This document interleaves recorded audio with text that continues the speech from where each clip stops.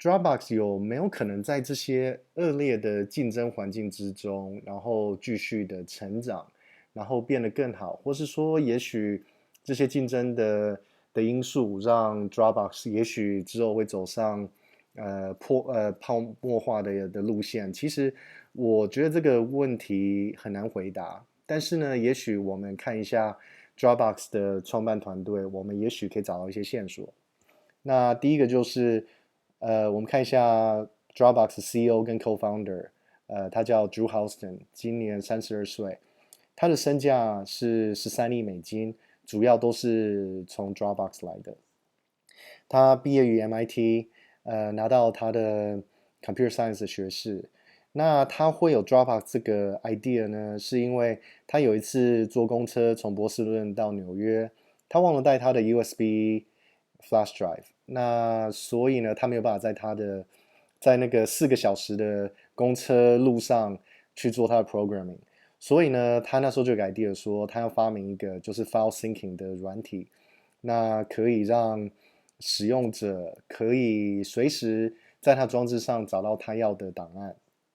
那他第一件事情呢，就是找 Paul Graham，Y Combinator 的 Paul Graham。那 Paul Graham 其实还蛮喜欢这个 idea，所以Paul Graham 那时候就把 Drew Houston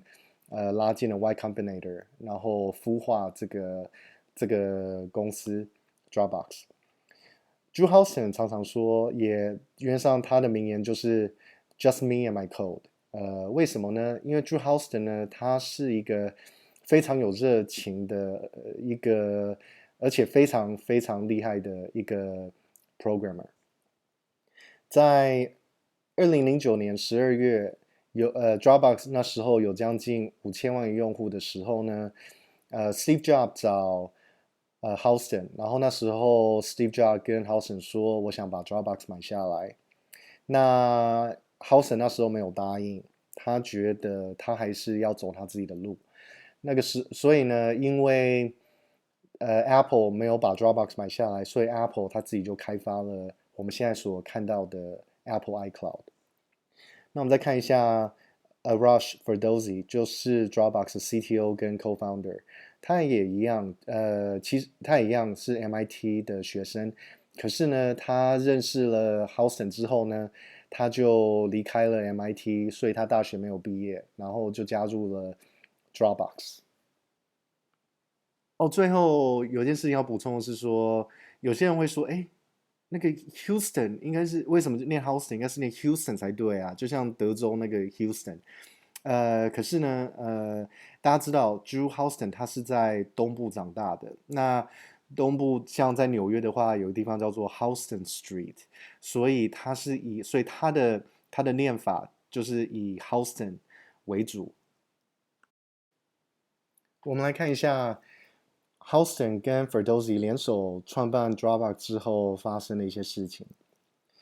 我们把 Dropbox 分成3个主要的阶段，第一个就是它的 startup phase， 第二个就是它的 growth phase， 第三个就是它的 industry leadership competition phase。这3个阶段呢，从它 startup phase 2007年到2011年呢 ，Dropbox 其实是在做一个方向的定位，还有它的一些产品的一些规划。那2007年呢 ，Dropbox 得到了 Y Combinator 的种子基金。那还有到2008年的时候呢，正式在 TechCrunch 50的 conference 做一个平台的上线。到2011年的5月呢，他得到了第一个非常重要的策略联盟，就是跟 SoftBank 还有 Sony Ericsson。那这让 Dropbox 其实正式的进入了它的所谓的 growth phase， 就是成长阶段。在2012年到2013年之间呢，第一件事情就是跟 Facebook 做一个 partnership。那同时呢，他也买下了一家公司叫做 Snapjoy。那在2013年呢，他买下了 Mailbox 跟 Endorse。然后接着呢，在2013年底的时候呢，他一共有2亿的全球的用户，等于是说他的成长阶段里面呢，是一直在跟不同大的公司合作，还有在并购一些其他技术性的一些比较小的公司。到2014年的时候呢 ，Dropbox 正式进入了它的所谓的产业龙头竞争的阶段。这个时候，它就会跟全球最大的一些企业开始做竞争。2014年呢，它先买下了 Bubbly 跟 Hackpad，然后呢，在11月份的时候呢，它跟 Microsoft 总算达成了一个合作的协议，让 Microsoft Office 跟 Dropbox 有一个连结。到2015年的1月份的时候，他又买下了一家叫做 Cloudon 的软体公司。今年的7月份呢，他又买下 Clementine， 是一个就是企业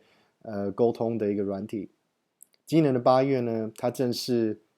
他为了巩固他的所谓的企业用户的这一块市场，他把这个 USB Security Key的部分呢，加了一个就是有一个 Two-Factor Authentication 的一个技术在里面，让企业可以更安心的使用 Dropbox。Dropbox 最后一轮的募资很特别，有人会说，其实他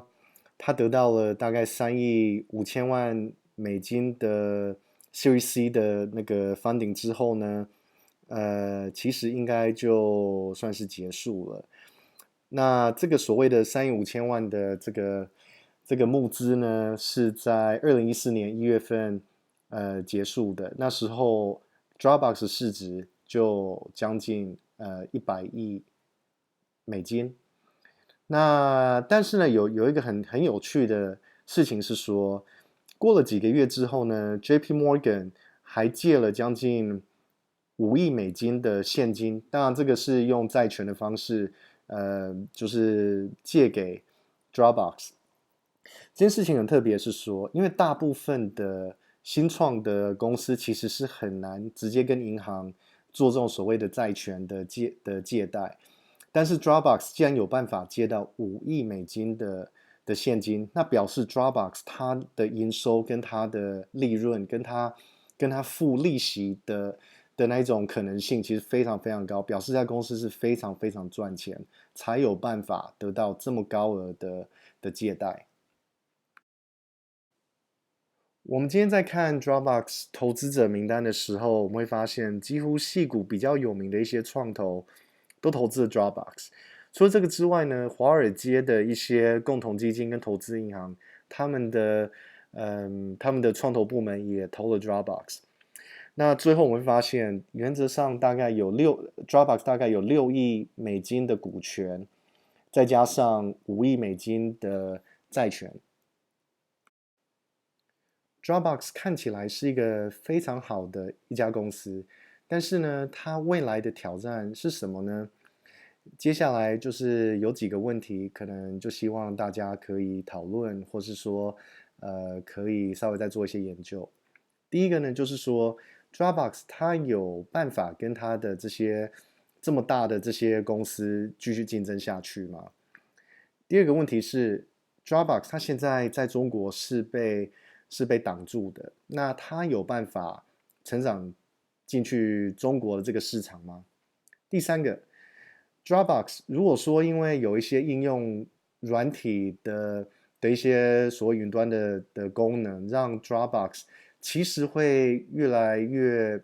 没有那么好用的话，那 Dropbox 是不会这样子，而它使用者会消失，然后 Dropbox 其实会变得更不好。第四个是，我们不知道下一个所谓的就是市场的泡沫化会在什么时候发生，但是呢 ，Dropbox 它有办法，它如果上市的话，或是不上市的话，它有办法继续在承担这样子的一个资本市场的风险吗？第五个 ，Dropbox 它的经营的一些成长的策略，用并购也好，用策略合作的方式也好，它有办法继续用这种方式再继续的很成功的去成长吗？这些问题的答案呢，其实没有对或是错，而是说以大家的一些经验跟一些看法，可以做一些策略性的讨论，然后可以跟大家分享。谢谢大家。